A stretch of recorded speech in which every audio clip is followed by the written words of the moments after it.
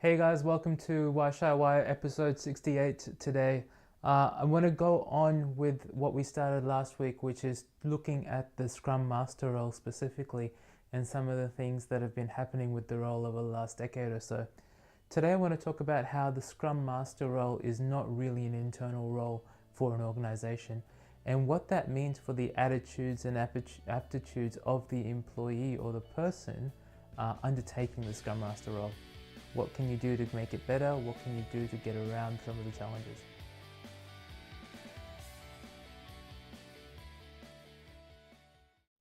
All right, so let's get into it.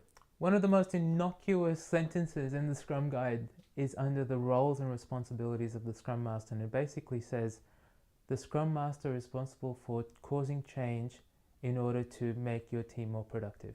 It seems quite innocuous, but in reality, it's probably one of the most challenging things. The Scrum Master now has to find change that's going to be beneficial, needs to plan for that change, implement that change, track that change, and make changes upon that change to readjust into the place that they need to go to.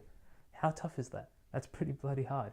So thinking about that, if you are in a Scrum Master role and if you are in a place where you're about to place someone into a Scrum Master role, find someone that's good with that change, good with communication, good with the idea of being separated. And the reason why I think the idea of separation is really important is because Scrum Masters tend to be the sort of people that are labeled as the troublemakers, right? Because they're going around the organization, they're finding things to fix.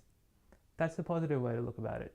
Most people will see it as going around the organization and finding things that are broken, right? And people don't tend to like negative people around them.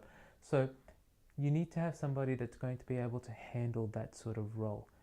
Scrum Masters, often I get asked why Scrum Masters are a full-time role. And most people tend to think that it's not. And I was in the same boat until I started realizing the organizational change impact of Scrum Masters is huge. And you need a lot of time for that. You need a lot of time and a lot of energy and a lot of focus to be able to do that.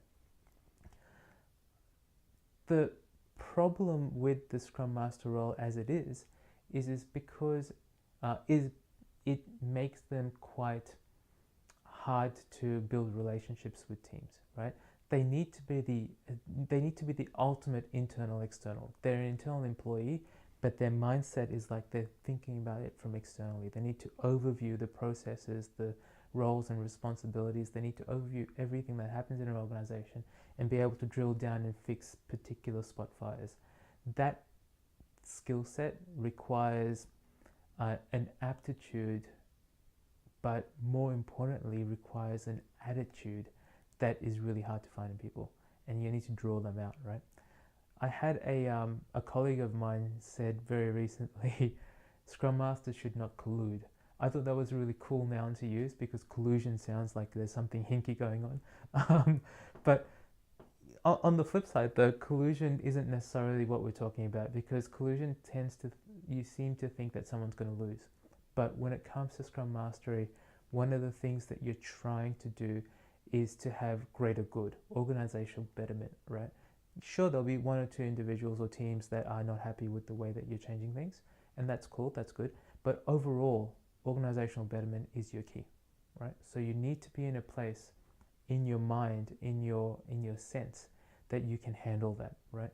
And to do that, you need to stay arm's length away. And that is a really tough thing to do.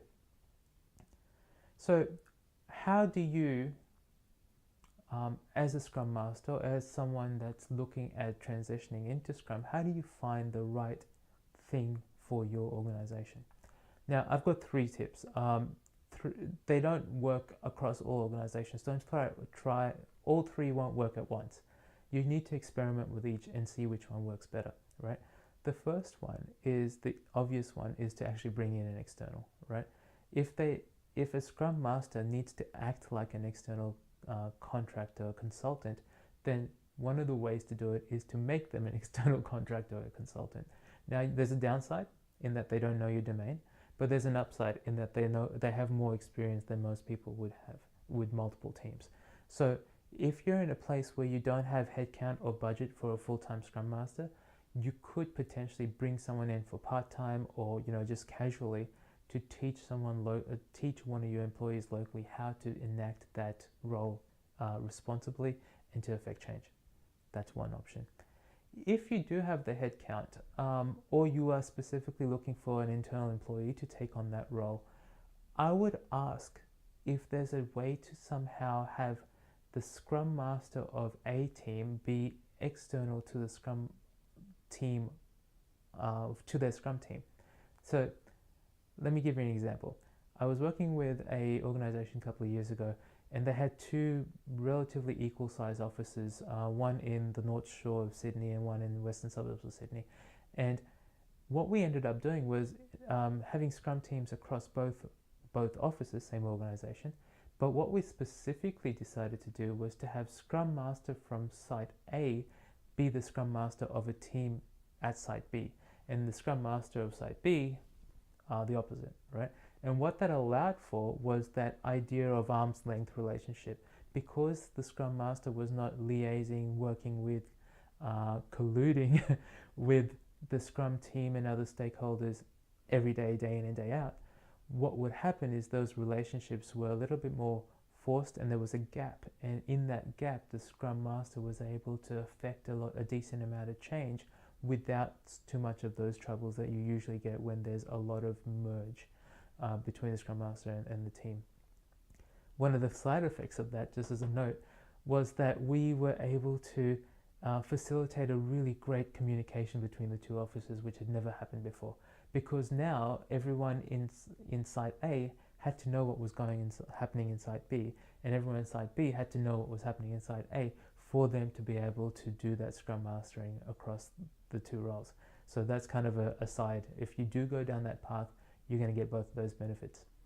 The last way to do this, guys, and not one of the not my favorite, I haven't really seen this done well before, but it's an option, is to have a roving Scrum Master. And that's where you have someone in the team take the Scrum Master role for 1 or 2 sprints, so they can bring themselves out from that and try to act and think as an external. And then after a while, because that external thinking is quite hard, they sort of integrate back in, right? So there's a positive there, because you're giving the rest of the team an opportunity to understand and learn the Scrum Master role. But there's negatives, because you can't really show vision, right? You can't really get to a place where there's consistency, and so that kind of becomes a difficult thing as well.